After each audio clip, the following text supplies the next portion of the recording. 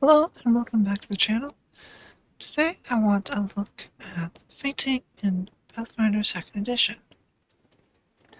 So Feinting is an action you can take if you are at least trained in Deception, and it requires that you're within a melee range of an opponent, and you do a Deception check against that opponent's Perception DC. On a success, the target's flat-footed against your next melee attack against it that turn, and on a critical success, it's flat-footed against all melee attacks that you make it until the end of your next turn.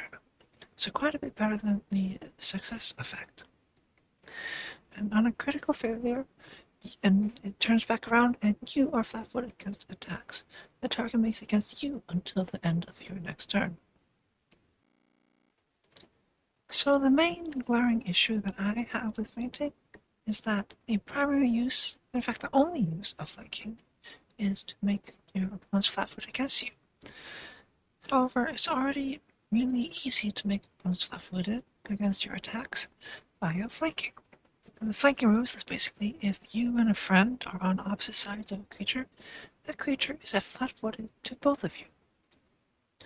So, instead of going through the whole rigmarole of spending an action to flank, and then make a deception check to only make your opponent flat-footed against one of your melee attacks. If you succeed, you can just spend that same single action to move to the other side of the creature, have an ally on the other side of you, and voila!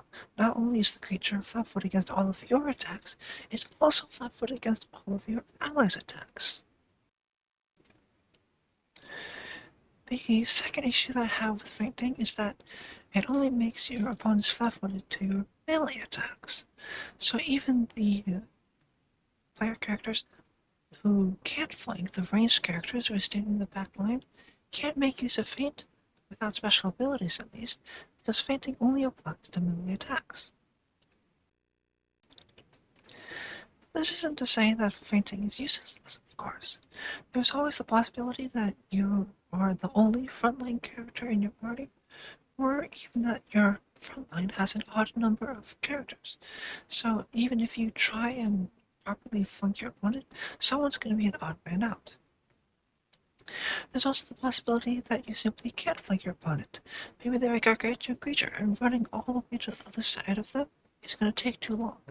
Or maybe they have an attack of opportunity, such that moving is too dangerous. Or even, maybe you're in a very narrow corridor, or there's multiple opponents holding a shield wall, such that it's impossible to get to the other side of them. In all of these situations, which definitely are not uncommon, feinting allows you to get some amount of flanking, or some amount of flat-footed, I should say, whereas it is impossible to flank and get the easy access to flat-footed provided in the system. And of course, investing into feinting isn't some lost endeavor where the only thing you get out of it is being good at feinting.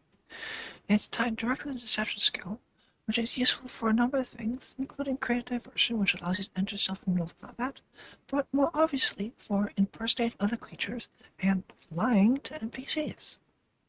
So, a character might want to be good at deception for a variety of reasons, and also, as a side benefit, be able to feint against their opponents when it's necessary.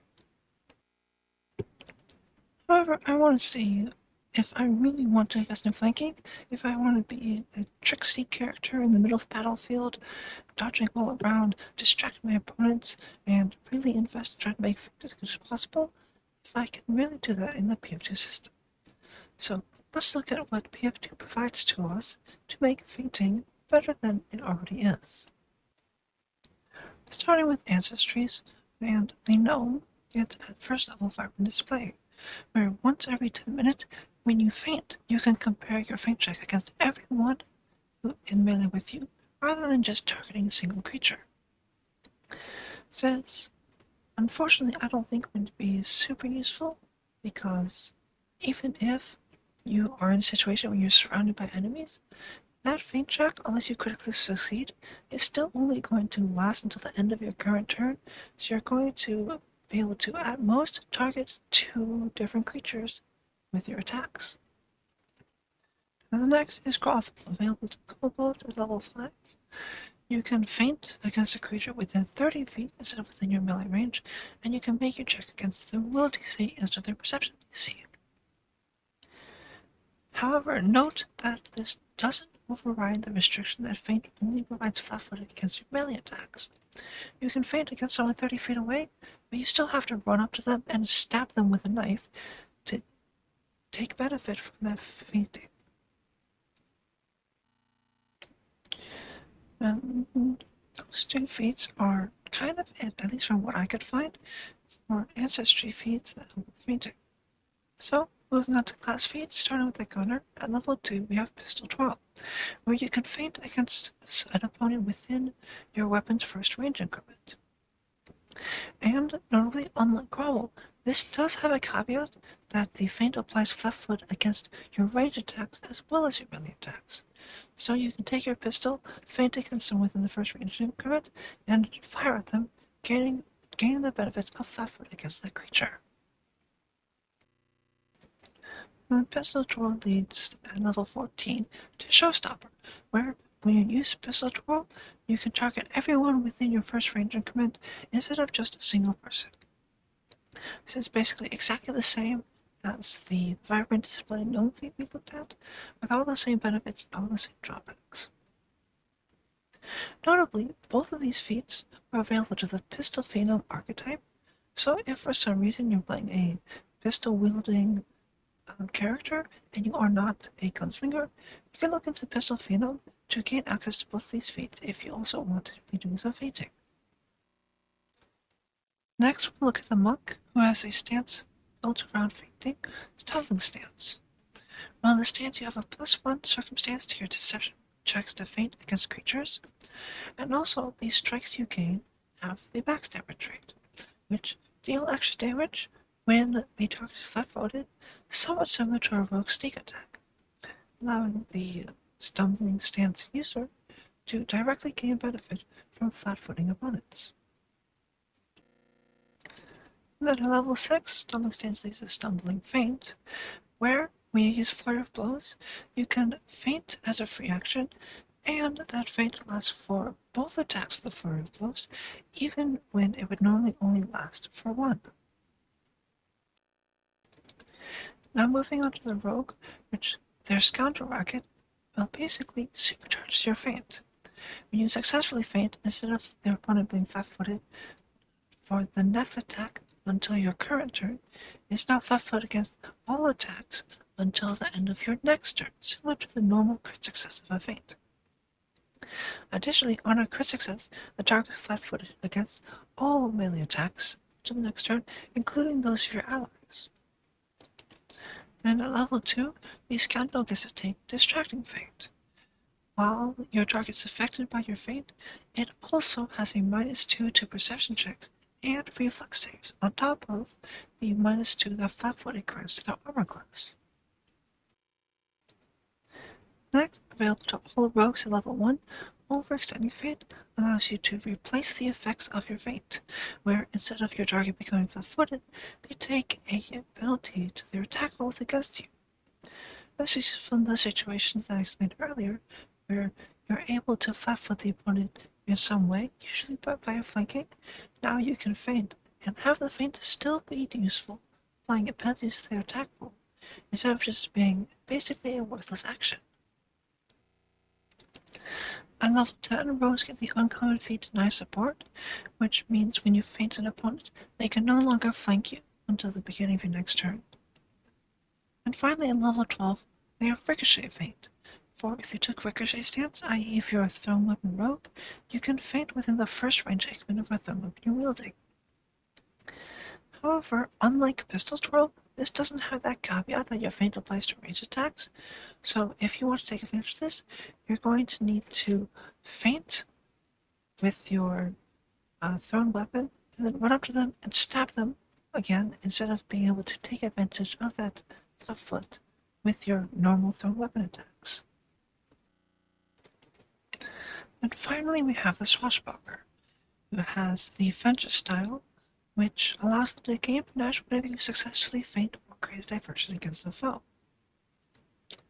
However, their only other feint support is Cutting Feint, which is literally the exact same feat as the Rogue Overextending Feint, allowing you to replace the normal flat foot effects with penalties to your opponent's attack rolls.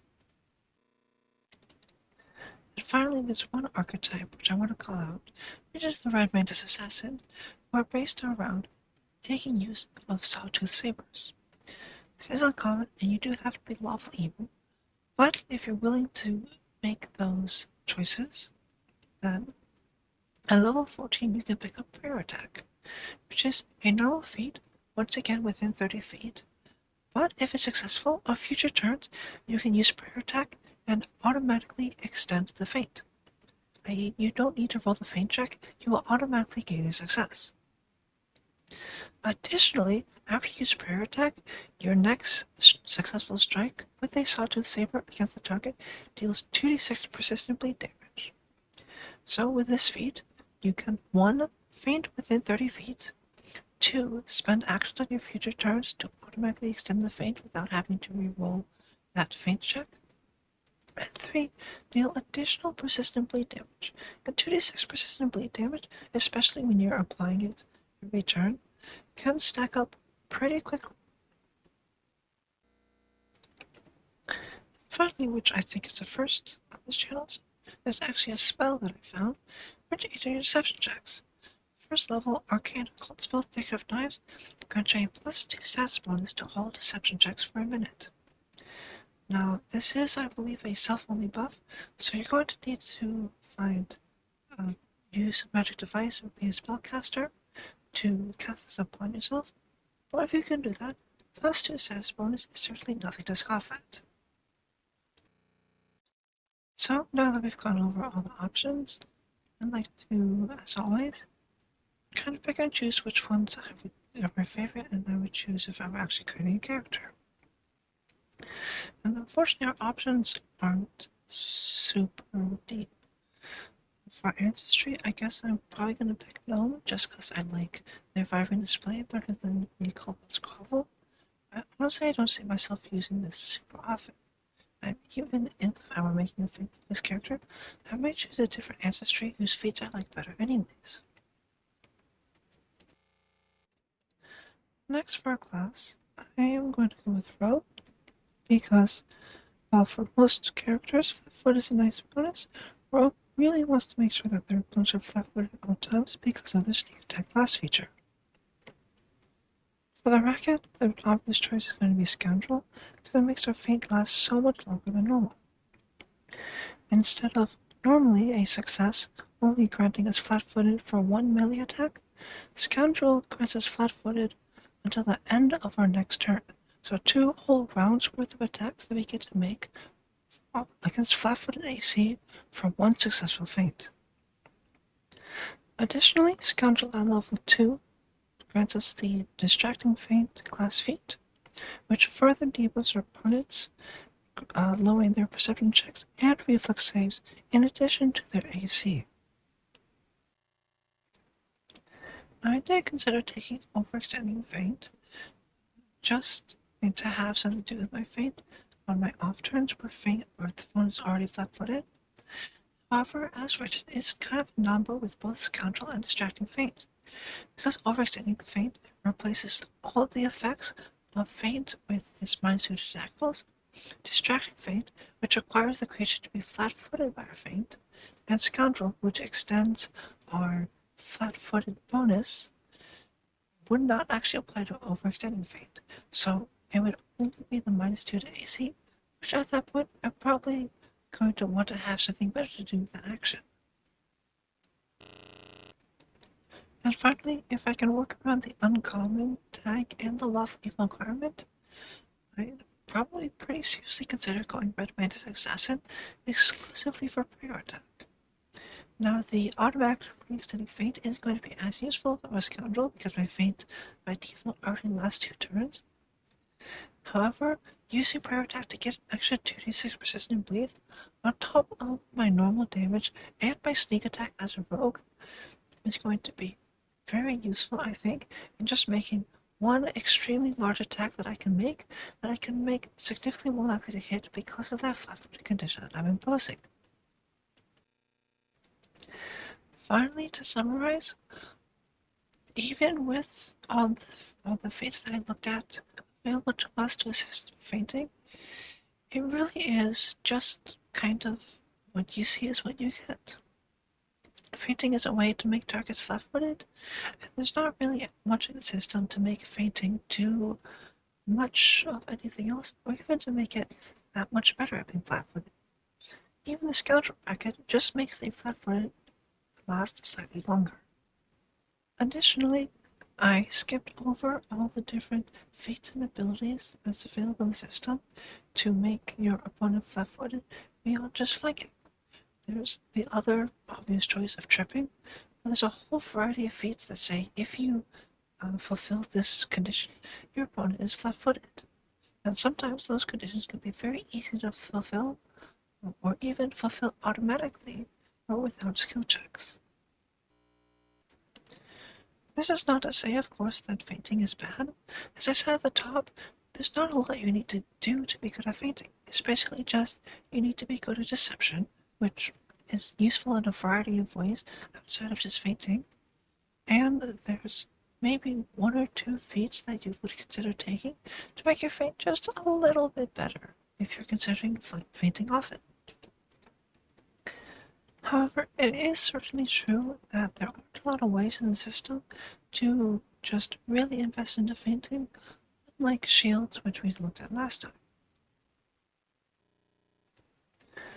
So, that's the end of the video. If you enjoyed it, I hope you come back in 2 weeks for the next video. I'm thinking of going through all the different athletics actions, so grapple, shove, trip, and disarm, and to see what we can do with those, because those tend to be probably the most obvious martial actions, because they are based off of strength, which most melee martials won't at least a decent strength, even if they're really finesse weapons, because it affects the damage. So going through and seeing how much we can invest into those athletics actions, I think could be a very useful endeavor. So look forward to that in 2 weeks. Until I see you then, you have a lovely day.